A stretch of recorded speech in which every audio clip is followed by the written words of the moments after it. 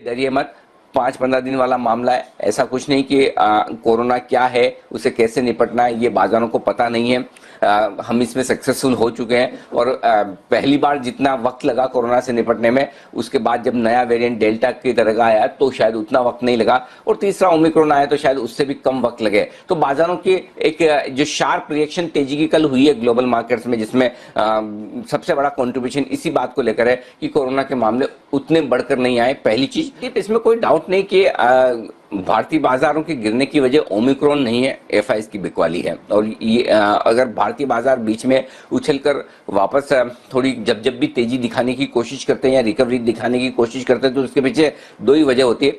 या तो बाजार बहुत ओवरसोल्ड हो गए हों और उस ओवरसोल्ड में एक रिकवरी आपको मिलती है, और दूसरा ये कि अगर ओवरसोल्ड होने के अलावा अगर बाजार रिकवर होते हैं तो उसका सिर्फ और सिर्फ एक ही कारण होता है कि जहां भी एफआई ने अपनी बिकवाली का प्रेशर थोड़ा सा कम किया वहां पर रिकवरी आती है। अदरवाइज तीसरा कोई कारण है नहीं। ग्लोबल के दम पर हम मजबूत खुल जाते हैं, एक आध दिन मजबूती दिखाने की कोशिश करते हैं, अहम सपोर्ट लेवल से रिकवर करते हैं, लेकिन अल्टीमेटली फ्लोज जो हैं वो लगातार बिकवाली के और बड़े आते दिख रहे हैं, वो चिंता की बात है। तो मुझे लगता है अब भी हम उस चिंता से मुक्त नहीं हुए। एक आध दिन 2 दिन एफआई हाथ रोक लेती है, उसके बाद फिर से बिकवाली करती है। और कल के भी आंकड़े उसी तरह से, अगर आप कल की गिरावट के पीछे कारण ढूंढना चाहते हैं, डेफिनेटली कल की गिरावट के पीछे कारण ये नहीं है कि ओमिक्रॉन के मामलों का बहुत बड़ा डर हो, पूरी तरह से ये बिकवाली का प्रेशर है। 3350 करोड़ की एफआईएस की बिकवाली कैश मार्केट में अपने आप में बढ़ी है। और वायदा कारोबार में भी आप देखें दीप, तो 1150 करोड़ के इंडेक्स फ्यूचर्स बेचे हैं, लगभग 800 करोड़ के स्टॉक फ्यूचर्स बेचे हैं। यानी कि स्टॉक्स में अगर आप देखेंगे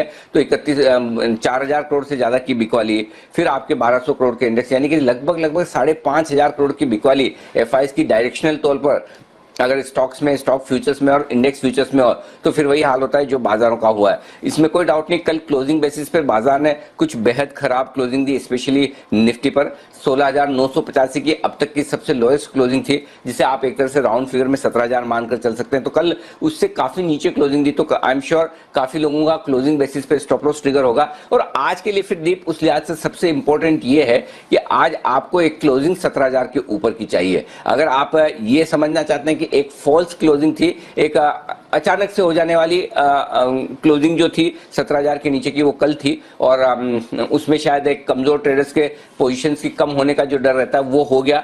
तो उस लिहाज से 17,000 के ऊपर की क्लोजिंग आज बहुत जरूरी। तो आज 100 पॉइंट ऊपर हम खुल जाएं, 125 ऊपर खुल जाएं, 150 खुल जाएं, 200 ऊपर चले जाएं, ये इंपॉर्टेंट नहीं है। इंपॉर्टेंट ये है कि हम कितने गेंस बरकरार रख पाते हैं। फर्स्ट हाफ इंपॉर्टेंट है ही नहीं, इस बाजार का सेकंड हाफ और स्पेशली आखिरी 1-1.5 घंटा इंपॉर्टेंट है। और आज उसका लिटमस टेस्ट है कि अगर ग्लोबल मार्केट्स की इतनी मजबूती के बावजूद, जहां पर न सिर्फ डाउ 650 पॉइंट बढ़ा है बल्कि डाउ फ्यूचर्स भी सेंचुरी मार रहे हैं, पूरा एशिया आपको अच्छी मजबूती के संकेत दे रहा है। सबसे पहले ये समझना चाहेंगे कि हम जिस तरह से डीआईएस का और एफआईएस का, ये जो एफआईएस का जो लगातार सेलिंग का आंकड़ा है, वो तो of course is a news and a headline, लेकिन जो डीआईएस बाइंग कर रहे हैं वो अब लगातार हम कम होते हुए देख रहे हैं। तो क्या मान लें कि थोड़ी बहुत लिक्विडिटी क्रंच होता जा रहा है, लिक्विडिटी ड्राई हो रही है, कैसे देखना चाहिए इसे?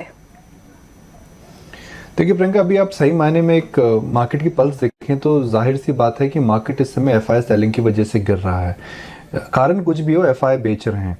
मुझे नहीं लगता कि वायरस वेरिएंट ओमिक्रॉन को लेकर के इस समय एफआई का कोई दिल में एफआई का कुछ रुख परिवर्तन हुआ है।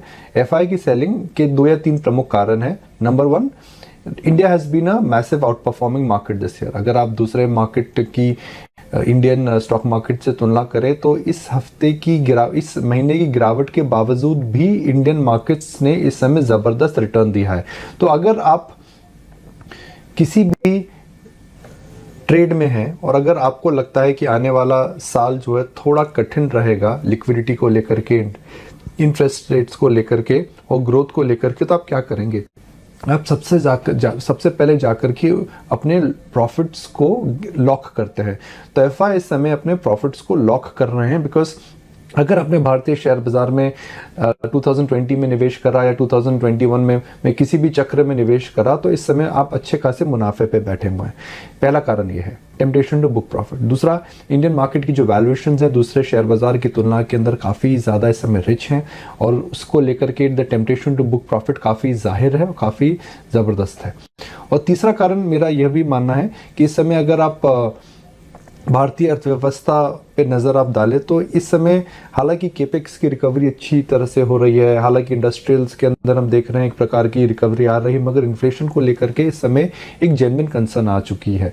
भारत में हमने हिस्टोरिकली देखा है कि जब भी इन्फ्लेशन की कंसर्न्स आई है तो सेंट्रल बैंक्स ने काफ़ी कड़े कदम उठाए हैं। अगर सेंट्रल बैंकर्स इस समय, क्योंकि इस हफ्ते एक पॉलिसी ड्यू है, एक हिंट देता है कि वो इन्फ्लेशन को लेकर के चिंतित हैं, तो जाहिर है उसको लेकर के मार्केट इस समय थोड़ा डिस्टर्ब हो सकता है। तो 2 या 3 प्रमुख कारण है, the temptation to book profit, rich valuations, concerns on inflation, जिनकी वजह से इस समय प्रॉफिट बुकिंग हम देख रहे हैं काफ़ी ज़बरदस्त है। तो अगर हम मार्केट की बात करें तो इस पूरे बुल मार्केट के अंदर पहली बार हुआ है कि हमने 10% के आसपास करेक्शन इंडेक्स में देखा है, 10 से 12% मिड कैप इंडेक्स में देखा है और इंडिविजुअल स्टॉक्स 15 से 25% करेक्ट हो चुके हैं। तो पहली बार इस बुल मार्केट के अंदर you are thinking, you are understanding the importance of equity as a risk asset, and this market while it is correcting, ये मार्केट आपको एक एंट्री पॉइंट भी दे रहा है कुछ बड़े स्टॉक्स के अंदर री एंटर करने के लिए।